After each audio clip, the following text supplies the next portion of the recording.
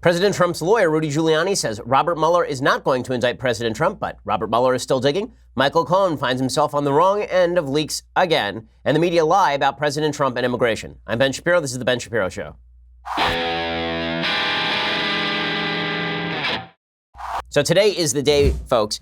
If you've not heard already, I'm taking the Ben Shapiro Show live to audiences in Dallas and Phoenix. Pre-sale tickets have been going extremely fast, particularly our VIP packages. I think there are very few left. In fact, there's been such demand from our subscribers, we've asked the venues to open up 50 additional VIP tickets at each event because we're getting a lot of complaints that they were sold out already. Today is the final day for premium subscribers to get your pre-sale tickets. So if you're not a subscriber, you should subscribe so that way you can get access to the tickets, because tonight at 10 p.m. local time, everyone gets access to the tickets. Tonight at 10 p.m., everyone gets access to the tickets, whether you're a member, whether you're not a member. You can now buy a ticket at 10 p.m. tonight, wherever you are. Seats will go fast for both VIP and general sales tickets. If you are not already a subscriber, again, be sure to sign up now and get that pre-sale code, and you can get early access to the best seats in the house. Go to dailywire.com/events to get your pre-sale tickets and additional info. Again, that's dailywire.com/events to get your pre-sale tickets and additional info. I'm really pumped to be bringing the show live to folks. The tickets are going incredibly fast. I'm getting a lot of notes from people, begging, pleading for extra tickets. So we opened up a few extras. So please go check it out. I promise it's going to be a fun event, and I want to meet you. It'll be a blast.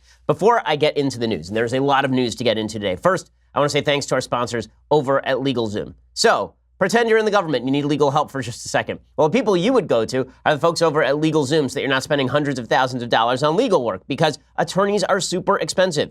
You're going to pay $300 an hour for probably an associate. When I was an associate at a top law firm, they were charging $250 an hour for my time. That was like 10 years ago. Okay, you could otherwise go to LegalZoom, and then you don't have to pay that. 2 million Americans have used LegalZooms to start their business with LLCs, incorporation, and more. But even after your business is set up, LegalZoom can still help you out. Things like lease agreements, changing tax laws, contract reviews, they're all part of running your own business. But these are precisely the kinds of legal hurdles that do take time and effort away from your growing business, which is why LegalZoom has created their business legal plan. So this is pretty awesome. With it, you get legal advice for your business from vetted independent attorneys and tax professionals available in every state. You also receive access to NDAs, lease agreements, and more. And the best part is you're not going to get charged by the hour, because LegalZoom is not a law firm. Instead, you just pay one low upfront price. So this is going to save you a ton of money. Legal costs are extraordinarily expensive. Check out LegalZoom's business legal plan at LegalZoom.com right now, and you get special savings when you enter promo code Ben at checkout. Again, LegalZoom.com, enter promo code Ben at checkout. LegalZoom is where life meets legal. Let them know we sent you by using that promo code Ben and get their special deal. Alrighty, so the news of the day is that the media are just garbage. I'm sorry. I've been railing against the use of the term fake news for years on this program when it does not apply. When President Trump says that it's fake news, for example, that the media are misreporting his crowd size, that's not fake news. But this week, I have to tell you, it's an amazing thing. I'm getting notes from people. I'm getting texts from people who did not vote for Trump in the last election, who are now telling me they're turning me into a Trumpkin. The media are turning me into a huge Donald Trump fan. Why? Because the great arbiters of truth and decency, these wonderful arbiters of all that is good in the world, it turns out they are abjectly lying about issues ranging from Hamas to now MS-13. So the Democratic new playbook, I guess, for 2018 is defend Hamas, defend MS-13, and rip on the NRA. That's the new playbook from the Democrats, and the media are parroting that every step of the way. What am I so hot and bothered about today? Well, we'll get to the Hamas coverage in just a second, but here's what I'm really hot and bothered about today. President Trump yesterday was doing an event with a bunch of sheriffs from all over the country. And one of the sheriffs mentioned MS-13. And President Trump responded in this way. Here's clip 3. We have people coming into the country, or trying to come in. We're stopping a lot of them. But we're taking people out of the country. You wouldn't believe how bad these people are. These aren't people. These are animals. And we're taking them out of the country at a level and at a rate that's never happened before. Okay, so here is the reality. What Trump was specifically talking about was MS-13, because the line that led up to this was a sheriff saying, we can't actually deport MS-13 people. The line leading up to this, there's a sheriff named Mims who said, thank you. There could be an MS-13 member I know about. If they don't reach a certain threshold, I cannot tell ICE about it. And then Trump responded to the MS-13 reference by saying, we have people coming into the country, but we're taking people out of the country. You wouldn't believe how bad these people are. These aren't people, these are animals. So how did the media cover this? He's specifically talking about MS-13. It is obvious that he is talking about MS-13. It is clear that he is talking about MS-13. MS-13's actual tagline, this is their actual marketing line to their own members, is rape, steal, control. These are not good people. They are, in fact, as close to animals as you will find in human beings. So how did the media report this? Let me show you how the media reported this. Here's the New York Times. This is what they tweeted out. Trump lashed out at undocumented immigrants during a White House meeting, calling those trying to breach the country's borders animals. No, he didn't. He did not lash out at all illegal immigrants. He lashed out at MS-13, and they are animals. There have been several stories in the last couple of years about MS-13 members literally ripping hearts out of bodies while the people are still alive, beheading their political enemies, bringing drugs into the country. MS-13 are some of the worst people on planet Earth. If the descriptor animal does not apply to MS-13, it legitimately applies to no one. And yet the media are trying to play it as though Trump is not talking about MS-13. Instead, Trump was talking about illegal immigrants at large. Now listen, Trump has said some bad stuff about illegal immigration generally. He's been overbroad in his language, but that's not what happened here. What happened right here was that he was ripping on MS-13, and the media decided to deliberately take him out of context. And it wasn't just the New York Times. It was C-SPAN, it was CNN, it was the New York Times, it was the Washington Post. They all decided to report this as though Trump was talking about illegal immigrants more broadly. They were lying. They were lying. Okay, and these lies have been very typical of the media this entire week. This entire week, we've heard from the media that innocents were killed on the border between Gaza and Israel. Except for the fact that Hamas admitted yesterday that 50 of the 62 people killed were Hamas members and another 3 were members of Islamic Jihad. So 53 out of the 62 people killed were active terrorists who worked for active terrorist groups, designated as such by the State Department. And the media covered it as though this is all Trump's fault. That evil, evil Trump. And Hamas, bunch of innocent folks. And now it's MS-13. Like, really? This is the train you want to jump on, media? You hate Trump so much that you're going to deliberately take him out of context? And then you wonder why we don't trust the media? And one of the great myths about President Trump is that people on the right don't like the media because Trump doesn't like the media. Nonsense. People on the right like Trump because Trump doesn't like the media. Okay, we didn't like the media a long time ago. As I said at CPAC, my entire career, we've spent thinking the media are totally full of it. I remember my parents canceling their subscriptions to the Los Angeles Times in the mid-90s over their coverage of Israel. The media has always been egregiously bad, but this last week has been just an incredible demonstration of how bad they are. And this is why. You wonder why people are resonating to President Trump? You wonder why? Because Trump will take a stand like MS-13 are a bunch of animals, or like Hamas is bad. And when they put people in front, when they put terrorists behind human shields in an attempt to get people killed for the cameras, that's bad. And he's right about both those things. And the media, because they hate Trump so much, decide to side with Hamas and side with MS-13. And then we're supposed to side with the media? We're supposed to believe the media's narrative about Trump? We're supposed to believe what the media have to say about truth and honor and how they're just firefighters running to the fire. They have no agenda. They're objective. They're truthful. Bull bleep. Okay, that is nonsense. And everybody knows that's nonsense. Now, members of the media, you want to regain your credibility? You wonder why the American people don't trust you? Because you don't deserve their trust. Because you are not acting in trustworthy fashion. Because you are acting, in many cases, as fake news, and in many other cases, as biased news. This is really egregious stuff. This is what's going to push people into Trump's camp. Because this week, I got to tell you, I was thinking about President Trump and what he did with regard to Jerusalem and what he's been saying about MS-13. And then I've been watching the media. And I got to tell you, if the media want me to make a decision between Trump and Hamas, that's not much of a choice. That's not much of a choice. I've been very critical of President Trump's character. But you can't lie about the guy to get him, members of the media, you idiots. You can't lie about him. You can't fib about him. You can't manipulate events on the ground. You can't ignore the truth about what's happening all over the world simply in order to slap at President Trump. If you do, it's just going to drive people into Trump's camp. I was talking to a top member of the Trump administration, this is a few months ago, and I was discussing, how is Trump going to win the votes necessary in order to win re-election? Like, do you have a plan for this? Because George W. Bush lost the popular vote in 2000 by 500,000 votes, and then he won by about 1.5 million votes against John Kerry, but he had to pick up about 10 to 11 million votes between 2000 and 2004 in order to win re-election because the electorate expands every year. Well, President Trump lost the popular vote this year or this election cycle by about 2.5 million votes. That means that he's going to have to make up probably 12 million votes in order for him to win re-election. So I said to this member of the Trump administration, how do you plan on winning 12 million additional votes? How do you plan on bringing a bunch of people over? And there wasn't a great answer. So part of it is going to be good policy, obviously, but part of it is going to be shifting definitions of Trump. Well, one of the ways that you can shift the definition of Trump is not by shifting who Trump is, but by the media making themselves so much worse than they already were that you feel like you're being forced to choose between the media and Democrats who are lying on a routine basis and defending the worst people on the planet and President Trump. Now, there's a case that was made during the last election cycle that it was a binary choice between Hillary Clinton and President Trump. This was not a logical case that I agreed with. I thought there was a third choice, and it was to stay home. But the worse the Democrats get, the worse the media get, the more it looks like a binary choice. And the better Trump governs, the more it looks like a binary choice. You want to push people into Trump's camp, guys. You are doing an excellent job of it. Speaking of doing an excellent job of pushing people into Trump's camp, there's a person named Juanita Scarlett. And Juanita Scarlett went to a party at Don Lemon's house. Okay, and Don Lemon had at his house Errol Lewis, who's a commentator at CNN, and Margaret Hoover, who's another commentator at CNN, and Don Lemon is a reporter at CNN. And guess who was over at Don Lemon's house? And they all took a selfie together. It was Michael Avenatti, okay, the lawyer for Stormy Daniels. There they are, just grinning right there. Look at that, the objective journalist grinning with Michael Avenatti. Now imagine for a second that, say, Michael Cohen had been invited to Sean Hannity's house. You think people might have gone nuts? They did, okay? There was that entire week where all we could talk about was the fact that Michael Cohen and Sean Hannity had been discussing issues. But somehow Michael Avenatti going to Don Lemon's house and hanging out there, right? That's not a problem at all.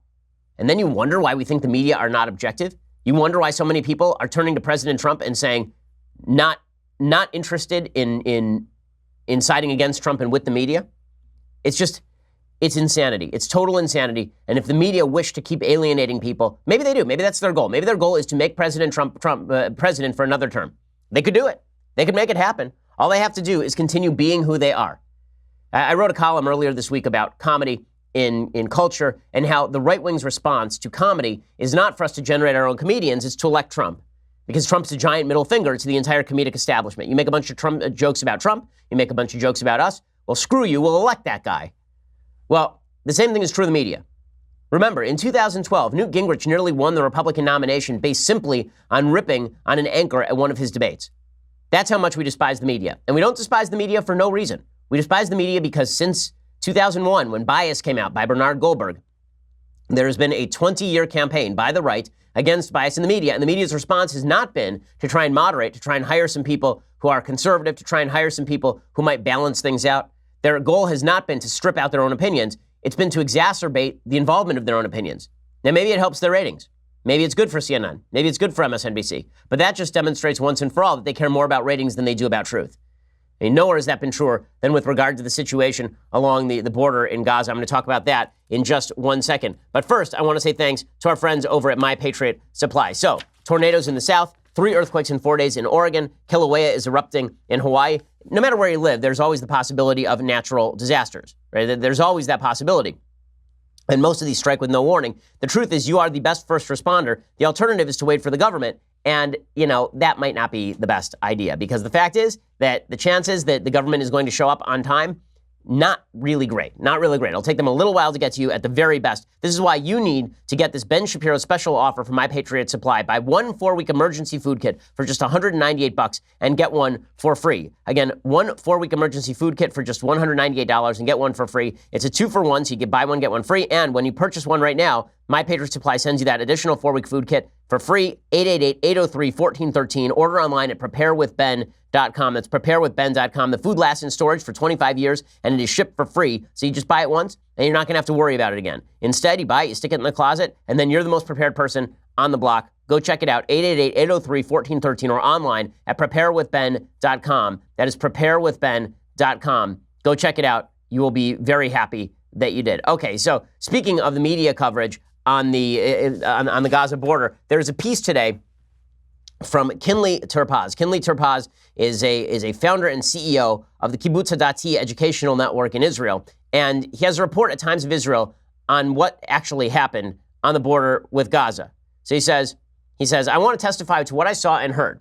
It was a tremendous, supreme effort from our side to prevent in every possible way Palestinian deaths and injuries. Of course, the primary mission was to prevent hundreds of thousands of Gazans from infiltrating into our territory. That kind of invasion would be perilous, mortally dangerous to the nearby communities, would permit terrorists disguised as civilians to enter our kibbutz and moshav communities, and would leave us with no choice but to target every single infiltrator. That's why our soldiers were directed to prevent infiltration in a variety of ways, using live ammunition only as a last resort. The IDF employs many creative means of reducing friction with Gazans and uses numerous methods, most of which are not made public, to prevent them from reaching the fence. In addition, over the past few weeks, there have been serious efforts to save the lives of children and civilians who have been pushed to the front lines by Hamas, or trying to hide behind them in order to infiltrate and attack Israel. When there is no alternative and live ammunition must be used to stop those who storm the fence, the soldiers make heroic and sometimes dangerous efforts not to kill and to only injure those on the other side, which is why you see so many leg wounds on the side of Hamas. The IDF stationed senior commanders at every confrontation point to ensure that every shot is approved and backed up by a responsible figure with proper authority.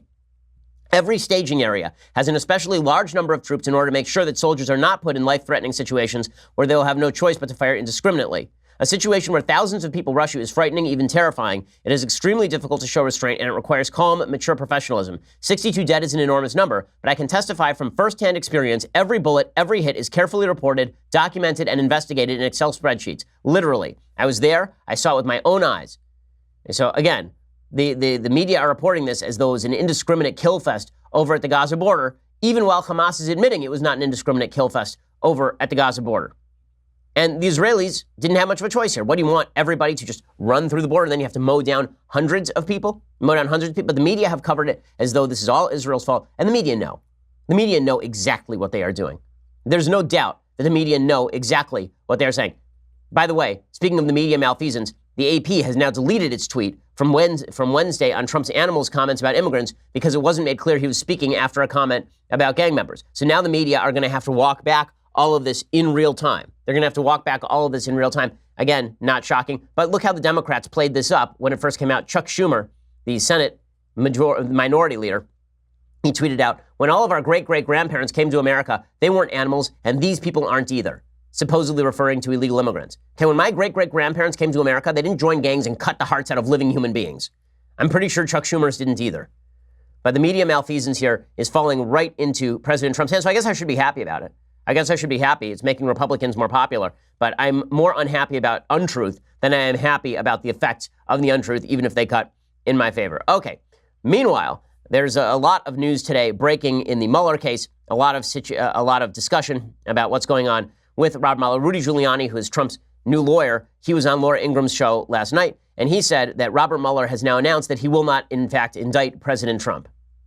If they subpoena us, challenge the subpoena. The same reason they can't indict him constitutionally. Which Mueller agreed today. He's going to abide by no indictment of the president. Right. But I don't think they agree to the process question, which is the same reason they can't indict him, they can't issue a subpoena to him. And remember, Clinton opposed a subpoena, and then he voluntarily complied. He didn't give up presidential prerogative. And then his administration wrote a memo saying they can't do that. So legally speaking, it is true that the president could be indicted by Robert Mueller. Probably Robert Mueller said, look, I'd rather leave this to the political process as opposed to a criminal indictment if, in fact, he has anything. This doesn't mean that President Trump is off the hook with regard to Robert Mueller. Rudy Giuliani says, listen, there's no collusion. There's no evidence of collusion. But he does say, well, there's kind of evidence that there was intent to collude, but that is not the same thing as collusion, which is, of course, exactly what I said on yesterday's show. Their inability to reach a conclusion that is obvious, and their unwillingness to recognize the damage this does to our country all over the world. There's no reason for this investigation. There never was a good reason for it in the first place. This was engineered by Comey with the report, not the report, the interview thing that he wrote that he should have never revealed. So now I want to go through the full news about what Robert Mueller is doing, because there's a lot of news that broke yesterday on this. Well, the news begins with the Senate intel report. So President Trump's son, Donald Jr., was responsible for setting up a meeting with a Russian lawyer named Natalia Veselnitskaya at Trump Tower. Present at this meeting supposedly were Jared Kushner, I believe Paul Manafort was present at the meeting, if I'm not mistaken, and other members, top members of the Trump administration. Apparently Kushner got up and left after about 5 minutes, and there were other people who were there who also left, realizing the thing was a boondoggle. But the original pitch by the Russian lawyer and her advocate, who is a friend of the Trump family, was that she was going to give them information about Hillary Clinton. And Donald Trump Jr. had written that they were very excited about that, and the email exchange with this guy who had been pitching the Russian lawyer suggested that the Russian government was supportive of President Trump in the election cycle, and Trump Jr. expressed his enthusiasm for that. Well, the Senate interviewed Donald Jr., and then they released hundreds of pages of interview transcript yesterday. The Associated Press reports on it. They say, questioned intently by a Senate committee, President Donald Trump's son struck a firmly unapologetic tone, deflected many queries, and said he didn't think there was anything wrong with meeting a Russian lawyer at Trump Tower in hopes of election season dirt on Hillary Clinton, according to transcripts released on Wednesday. Trump Jr., speaking in a closed-door interview last year with the Senate Judiciary Committee, said he did not give much thought to the idea that the June 9, 2016 meeting was part of a Russian government effort to help his father in the presidential race. He said, I don't know that it alarmed me, but like I said, I don't know, and I don't know that I was all that focused on it at the time. The committee released about 2,500 pages of interview transcript and other documents tied to the New York meeting, which Trump Jr. attended. The transcripts also show some new details, and they show how the meeting was arranged and efforts afterward to mitigate the political damage from the meeting itself. The transcripts also reflect an aggressive Russian outreach to Trump before and after the New York meeting, including an effort to arrange a follow-up get-together that November with a member of the transition team. The follow-up never happened, however. Rob Goldstone, who is the fixer-upper, he promised Trump Jr. very interesting information from a well-connected Russian lawyer, including documents that would incriminate Hillary Clinton, and Trump Jr. responded via email, "If it's what you say, I love it." That came out last year. Throughout the private Senate interview, Trump Jr. said he didn't recall if he had talked with his father about it. There was apparently a call in the call log several days before the meeting took place with a caller with a blocked number. Trump Jr. said he didn't recall who the person was and didn't know if his father used the blocked number. I have to imagine that Mueller is going to find out whether that is the case or not. In any case, there is no actual information that suggests that information passed hands between the Trump campaign and the Russian government, or that there was open coordination or covert coordination between the Russian government and the Trump campaign. However, if you had this information, right, if this information was available to Robert Mueller or to James Comey or to anybody else, it would not be out of line to launch an investigation based on this information. Okay, and there's a lot of talk today about witch hunt. I agree. There's been no actual evidence presented to date of serious collusion between the Trump campaign and everybody else. But that's not the same thing as saying the investigation itself was initiated for bad reasons or that it's been conducted in the wrong way. I'll explain what I mean in just a second, because I think that we have to stick to the facts as much as we possibly can when it comes to this Mueller investigation, and I want to break it down for you in just a moment. First, I want to say thanks to our sponsors over at Policy Genius. So, you don't have life insurance. You don't have life insurance because you thought about it and you thought, I'm going to live today. I'm going to live tomorrow. I'm not going to die ever. Well, wrong you are. One day you will indeed plot. And when you do, you want to make sure that your family has enough money to keep on keeping on. And that's why you need to go over to Policy Genius. 80% of people think life insurance costs double what it actually does. It's not that expensive. A healthy 35-year-old can get $500,000 in coverage for less than $30 a month. This is totally worthwhile because once you're dead, you don't have the time to regret it anymore. Policy Genius is the easy way to compare life insurance online. In just 5 minutes, you can compare quotes from the top insurers to find the best policy for you. Policy Genius has helped over 4 million people shop for insurance, placed over $20 billion in coverage, and they don't just make life insurance easy, they also compare disability insurance and renter's insurance and health insurance. If you care about it, then they can cover it. So if you've been thinking about getting life insurance, go to PolicyGenius.com. It's the easy way to compare the top insurers and find the best policy for you. You'll be saving time, money, and hassle, and it's free. Check it out, Policy Genius, because comparing life insurance does not need to be a pain in the neck. Check out Policy Genius. Make sure that your family is protected. Okay, so as I say, a bunch of stories released from the sort of Mueller investigation. One was the Senate Intel investigation of Donald Trump, or interview with Donald Trump, and this was supposedly, this demonstrated, obviously, that Donald Trump Jr. was interacting with agents of Russia, maybe in an attempt to collude, but there's no actual evidence of collusion. Then there was this other big story, and this is the one where a lot of folks on the right, I think, are misreading the situation. Okay, this story is from the New York Times. It says, codename Crossfire Hurricane, the secret origins of the Trump investigation. Now, remember, the going theory here is that the FBI, under President Obama, was interested in undermining the Trump campaign during the campaign by investigating and then presumably putting out information to undermine President Trump during the campaign. Now, this is the going theory, is that this was all trumped up. It was all put together on kind of spit and glue, that they just decided they were going to get Trump in the middle of the election cycle, that they worked to let Hillary Clinton off the hook, and then they worked to go after President Trump with nothing to verify it. They worked to target his campaign. Right? He was wiretapped, in the words of President Trump, that he was targeted. Now, even if President Trump was quote-unquote wiretapped, he was not wiretapped at Trump Tower, but even if there was surveillance of particular members of the Trump campaign, like Carter Page, that does not necessarily demonstrate that surveillance was inappropriate or that anything wrong happened with the surveillance. Well, the story from the New York Times yesterday has a lot of people on the right saying that there is something deeply nefarious that was going on at the FBI during the campaign.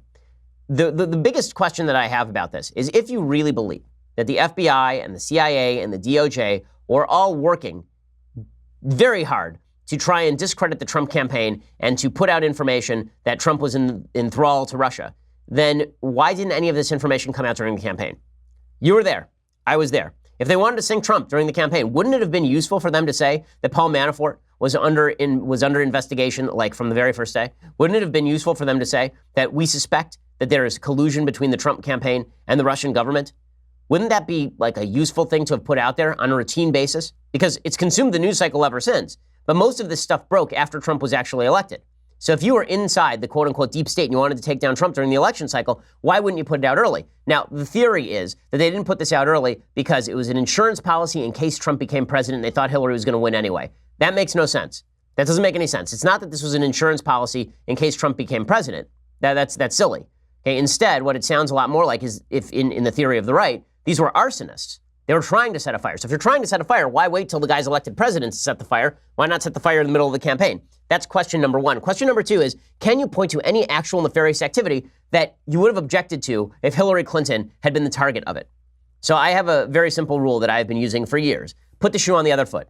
So I'm going to read this story, and for a second, I want you to assume that it's about Hillary Clinton and not Donald Trump, and then think, are you angry that this investigation was going on in the first place? Because I don't want to impugn people's motives or honor based on partisan concerns. So here it is from the New York Times.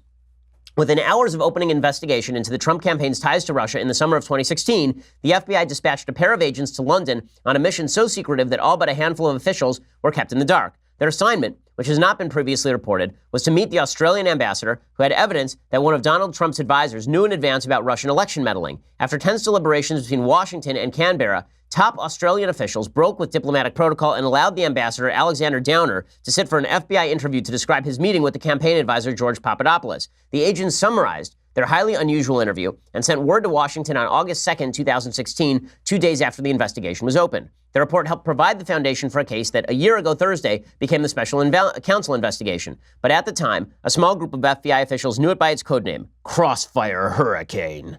The name was a reference to the Rolling Stones lyric, I was born in a crossfire hurricane, because obviously now everybody was under investigation, so it was Crossfire Hurricane. Well, days after they closed their investigation into Hillary Clinton's use of a private email server, agents began scrutinizing the campaign of her Republican rival. The two cases have become inextricably linked in one of the most consequential periods in the history of the FBI. This month, the DOJ is expected to release the findings of its lengthy review of the FBI's conduct in the Clinton case, and the results are sure to renew debate over James Comey and the FBI. All of those questions, I think, are perfectly legit.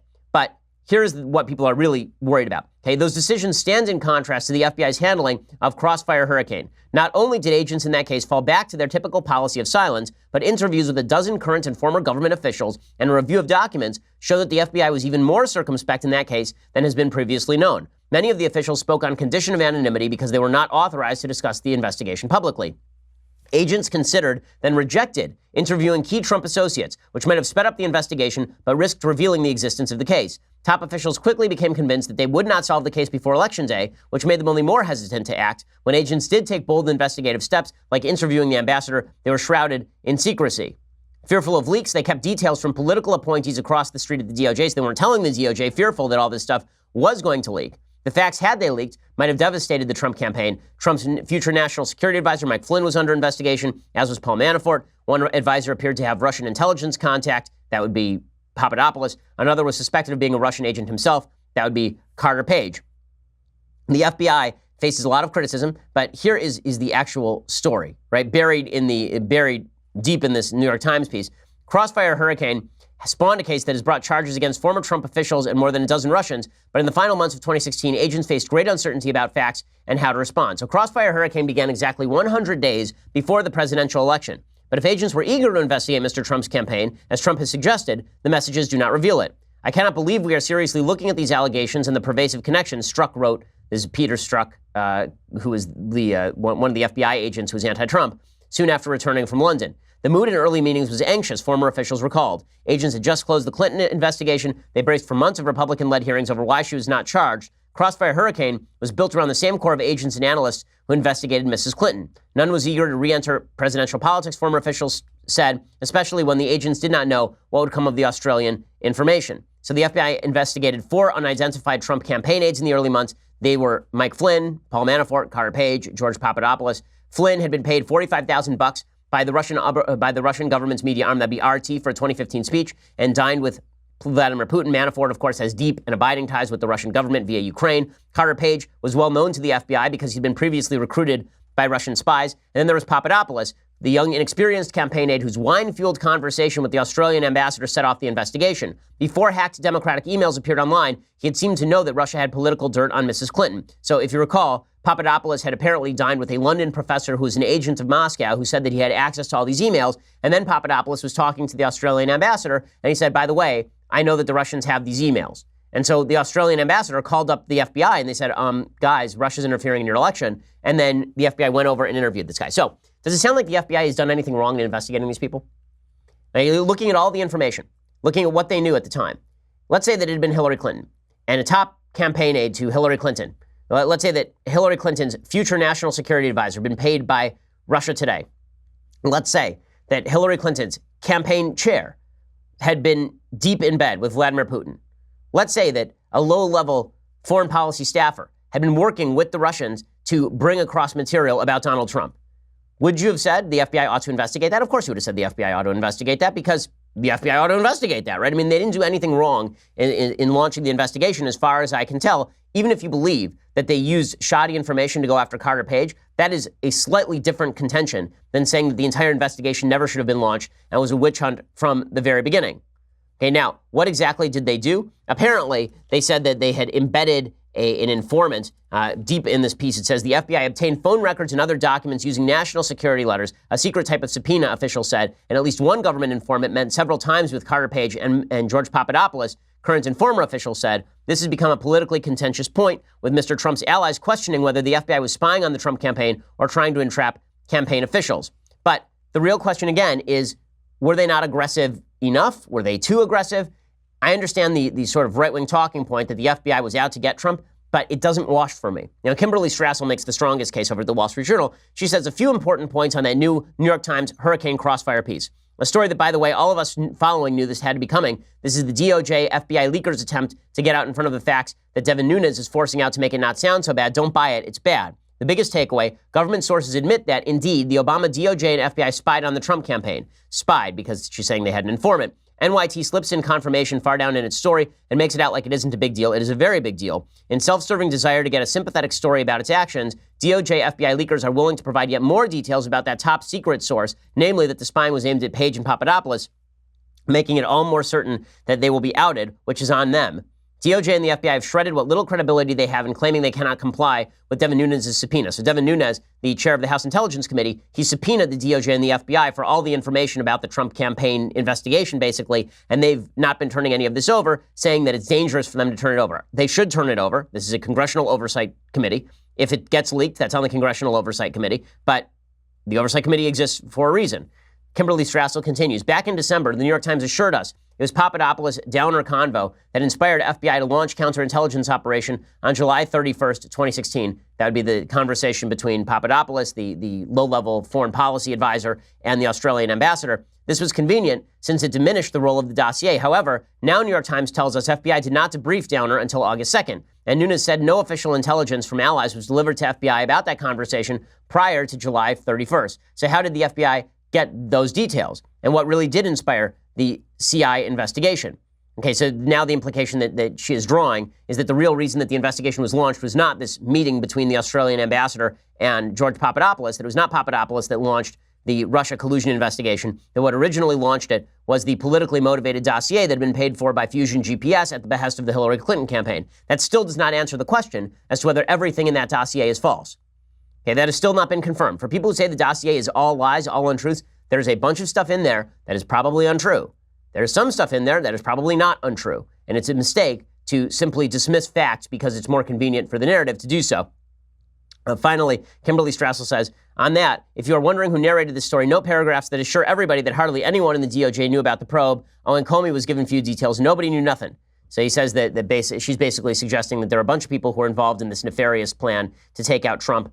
I am not seeing the evidence that there are a lot of people involved in a nefarious plan to take out President Trump. Now, I will tell you in 1 second what the nefarious plan actually was, like where it actually got nefarious. I don't think it got nefarious during the campaign. I do think it got nefarious after the campaign. I'll explain in just a second. First, you're going to have to go over to dailywire.com and subscribe. So for $9.99 a month, you can subscribe to dailywire.com. When you do, our really awesome giveaway right now is that if you subscribe today, like now, as in right now, if you subscribe right now, then you can get one of those last VIP tickets for Dallas or Phoenix, because tonight it's open to everybody. And that means that the chances of you getting those tickets are a lot lower. So if you subscribe right now for $9.99 a month, you have a chance at the VIP tickets and getting your tickets early to the big event that is coming up in August in Phoenix and Dallas. So check that out. Also, you can get the rest of the show live. Tomorrow we have the mailbag. You want to ask me questions in the mailbag. I'll only answer them if you pay me. That's the way it works. So check it out at dailywire.com when you subscribe for $9.99 a month. Also, the annual subscription is $99 a year, and you get this, the very greatest in beverage vessels, the leftist tears, hot or cold tumbler. Look at its magnificence. Gaze upon its beauty and mourn that you have not won. Check it out. $99 a year, and you can have one, and then you will be refreshed both in body and in soul. So check that out right now. Also, if you just want to listen later for free, go over to iTunes, go over to YouTube. Please subscribe. Please leave us a review. It always helps. We are the largest, fastest growing conservative podcast in the nation. And also, please check out Daily Wire over at Apple News, because Apple News does indeed have all of our stories over there as well.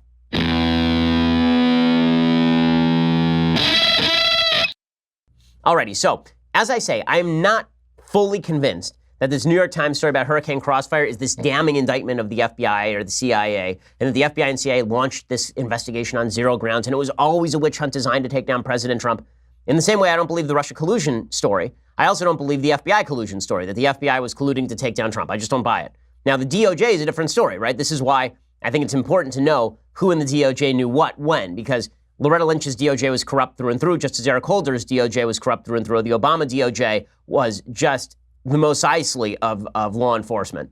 It was a wretched hive of scum and villainy, the Obama DOJ. It was just a garbage place. But that's a different story than the FBI and CIA should they have launched an investigation. Again, if Hillary Clinton had been surrounded by a bunch of people who appeared to be trying to do business with the Russians, and then Chelsea Clinton had a meeting with a Russian lawyer promising dirt on Donald Trump, we'd all be like, yeah, I'm glad there's an investigation going on. So I don't buy the investigation was launched for prurient, nonsensical reasons. I don't buy that. Now, here's where it does get dirty. I think after the election happened, then a bunch of deep staters, meaning Obama holdovers inside the FBI and CIA, decided, you know, it'd be awesome. It'd be great to undermine Trump's presidency by leaking out all of this information. Now, the excuse that they used for leaking is that Trump was going to come in, he was going to shut down the investigation and destroy the possibility of us uncovering all this collusion. I think the reality is more like there are a bunch of people who were ticked that Hillary had lost. They did not expect Hillary to lose. They could not believe that this dunderheaded Trump was president, and they were going to undermine him from day one by leaking a bunch of information that really was not criminal. It was not criminal for Michael Flynn to be talking to the Russian ambassador, Sergei Kislyak. That was not a criminal act. When he lied to the FBI, that was criminal, but it is not criminal for him to be on the phone with Sergei Kislyak about sanctions against Israel, for example. That's silly. But that's all the stuff that was leaking. I do think there are Obama holdovers who were leaking that sort of stuff. And I think that it is Obama holdovers who are now leaking a lot of the stuff with regard to Michael Cohen. I want to discuss in just a second the situation with Michael Cohen, because there are a bunch of scurrilous leaks about Cohen that are coming out that I don't know why in the world they would be breaking except for relatively nefarious reasons. So here's the story. Today, it turns out that there's a long article by Ronan Farrow over at The New Yorker about the Michael Cohen financial files. So there's a couple of stories about Michael Cohen that have come out in the last 24 hours. One is from the Washington Post. It says a California man who says he served as a translator last year for Michael Cohen and a South Korean aerospace firm that paid Cohen's company $150,000 said Tuesday that FBI agents recently interviewed him. Mark Coe said in an email to the Washington Post he spoke with the FBI about the arrangement a few weeks ago. Coe declined to provide details about investigators' inquiries, said he was unsure whether the agents were part of the probe led by special counsel Robert Mueller.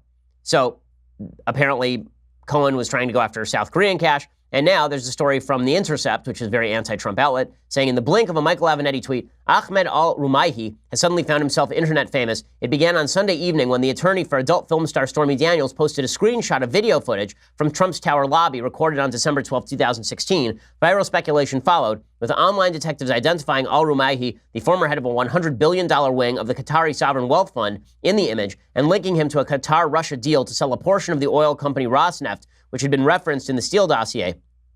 From there, Slate took over, headlining a piece, Michael Cohen's meeting with Michael Flynn and a Qatari diplomat might be the key to unlocking the Steele dossier, the suggestion being that Qatar was trying to bribe Michael Cohen to broker basically a business deal for the sale of Rosneft. Apparently, al-Rumaihi said that Cohen asked him for an upfront fee of $1 million for his services in the midst of their conversation about a potential Qatari investment in U.S. infrastructure. The question is, how's Michael Avenatti getting all this stuff? Right? How is it that all of these news outlets are obtaining the financial records of Michael Cohen? And according to Ronan Farrow, the answer is that that somehow people were afraid that these documents were going to be destroyed. Now, this was the same excuse that was being used with regard to the leaks about the Mueller investigation before it was the Mueller investigation. Well, it was just the FBI investigation into Russian collusion. The excuse for leaks was Trump's going to come in. He's going to destroy all the documents. Trump's going to come in. He's going to shut down James Comey and the FBI. Trump's going to come in, and all this is going to come to a screeching halt. So we got to leak this stuff. We got to preserve the information and distribute it. Well, now they're doing the same thing with regard to Michael Cohen's financial records. There's only one problem. There's not really a threat that Michael Cohen's financial records are disappearing. Benjamin Wittes, who's a senior fellow at the Brookings Institute and the editor of Lawfare blog, he is not a Trump acolyte. He says, quote, I've been thinking about this New Yorker story on financial records missing from a government database. I don't want to rain on anybody's parade here, but color me at least a little bit skeptical. Assume for a moment that some records of Cohen's transactions are in fact missing. That doesn't mean the transactions themselves have disappeared. Only the Treasury Department's record of the back reports on the transactions are gone from the database. So when Bob Mueller or the SDNY, the Southern District of New York, subpoenas the bank, as they surely have done already, for the records of all of Cohen's transactions, those transaction records will still be there and they'll be turned over. Moreover, the bank surely still has records of the transactions themselves. So I doubt very much there's a material loss to Mueller or the SDNY in any pending investigation, even if there has been, in fact, some data loss within the government.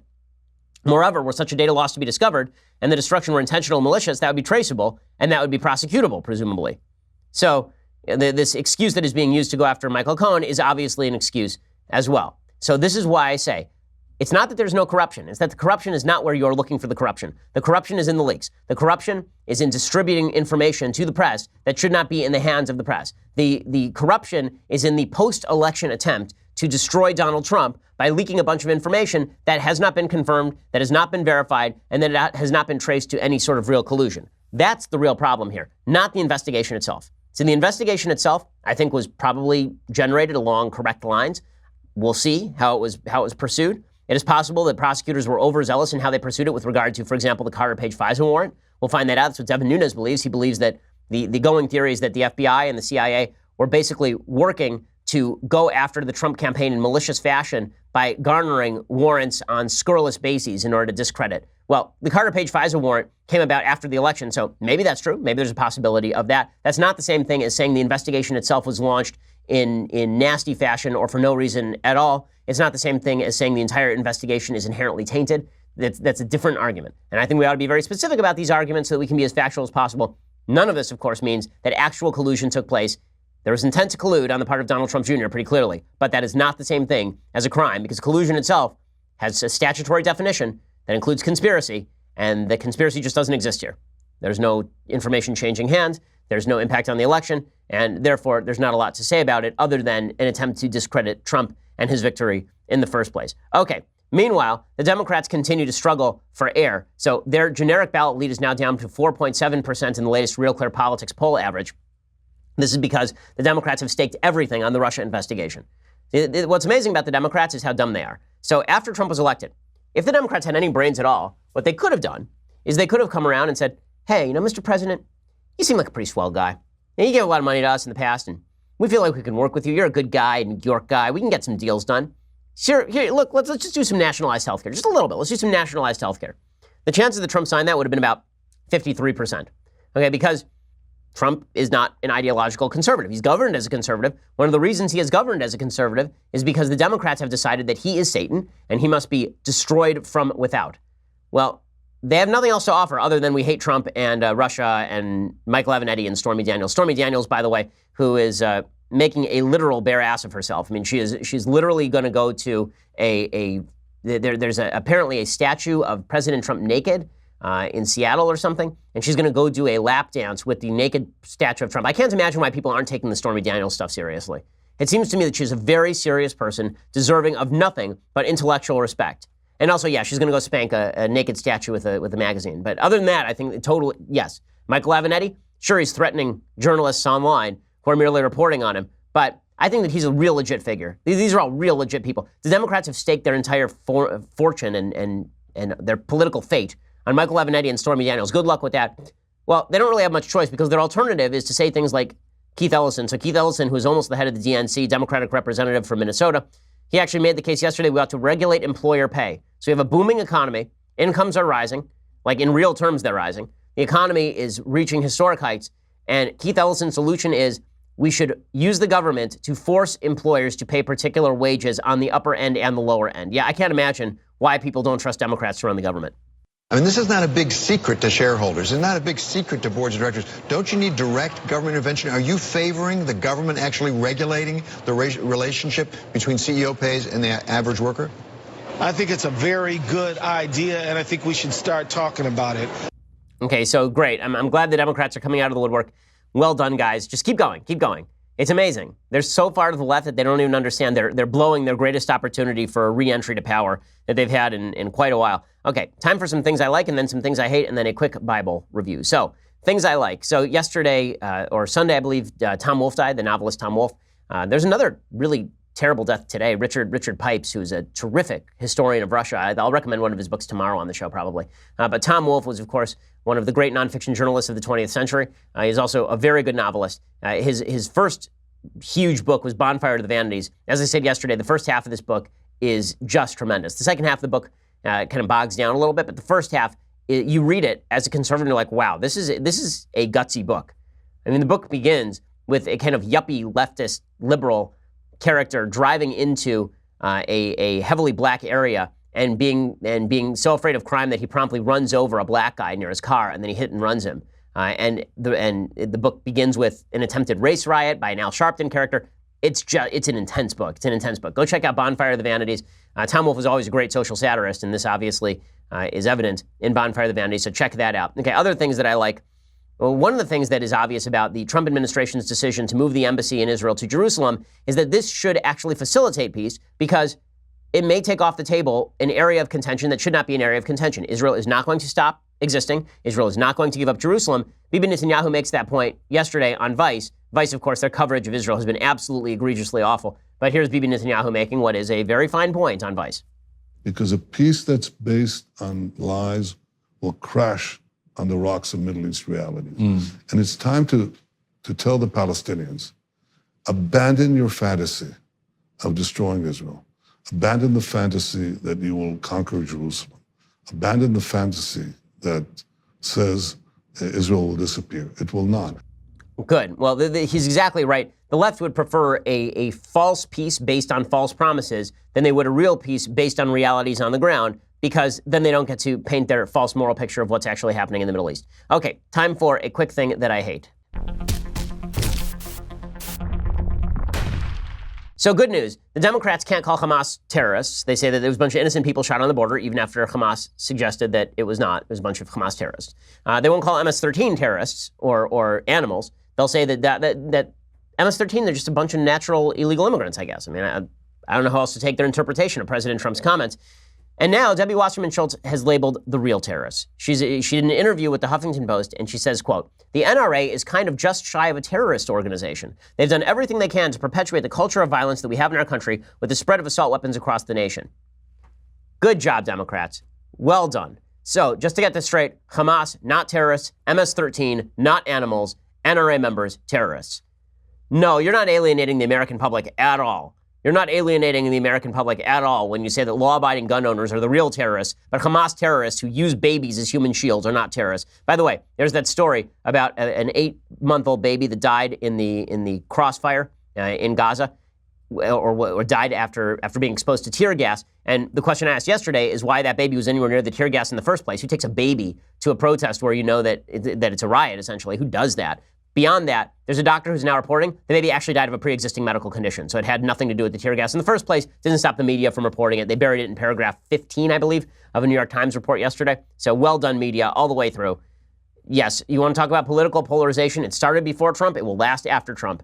The left is pushing it in a really heavy way. It ain't just Trump who's the creator of the sort of political polarization we're seeing. Okay, so it's a Thursday, which means that I'm going to do a little bit of Bible talk. Normally I do that on Wednesday, but I'm a day late. Tough, deal with it. So we're going through the Bible. Last week we did the first chapter of Joshua. So I'm going through it chapter by chapter because we've already gone through the 5 books of Moses. We did that, I think, last year. So now we're going through the story of Joshua. So Joshua 2 is the story of Rachav. Rachav was the whore that was in Jericho, and Joshua and the Jews invade the land.